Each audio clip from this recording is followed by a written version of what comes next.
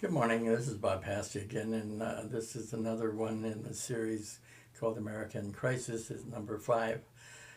This one is about uh, really remembering to value humanity. One of the measures that I've often used in terms of deciding whether something is up to my standards or not is to decide whether it's uh, life denying. It's against basically what life is about, or is it life supporting? That it believes that the web of life is significant and important, and that our connection to that web of life and the planet and our part in it is crucial. And so things like war, of course, are life denying.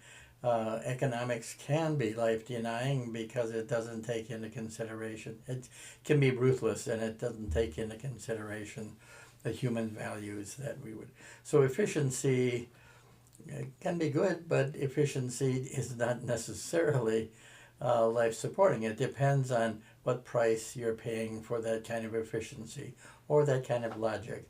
And right now we're in a stage where our politics are, and in the United States, are really forcing us to decide whether we are going to be run by a kind of ruthless set of systems and the logical carelessness of AI and virtual reality, and instead of first of all thinking about what are the consequences for human beings. And so that is really about what we're what we're having to decide in the last couple of years of confrontation with what seems to me a kind of an alien ideology, serving economic ends and the economic elite rather than the ordinary citizens. And it's time for us to recognize what kind of power we have as human beings, and to insist that our humanness be respected and retained. It's, it's really, we really can't begin to think that somehow machines are going to displace us. We have to insist on our value and our importance. And one of the things that happens as we work together as human beings, well, you know it. If you're if you're if you're if you're in a sports event and you have all these people that are supporting one team, and you see the power that they have in their cheering. Not that this is exactly a sports event, but the power of community and the power of connection and the power of in a way, the human heart grows in its connection with other human hearts. And we see something, we realize that there's something beyond ourselves, that we're connected to a sense of humanness that goes way beyond just our individual lives, that we're connected with nature, and we're connected with the planet, and we're connected with each other, and we need each other. And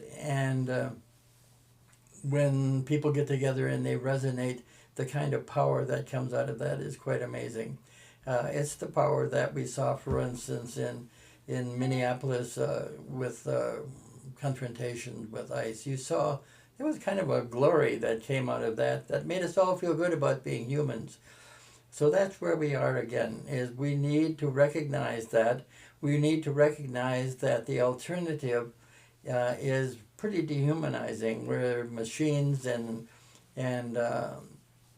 specialists sort of tell us how to think about the world, what we're supposed to be like, and in effect beginning to turn us into drones. So this is anti-drone.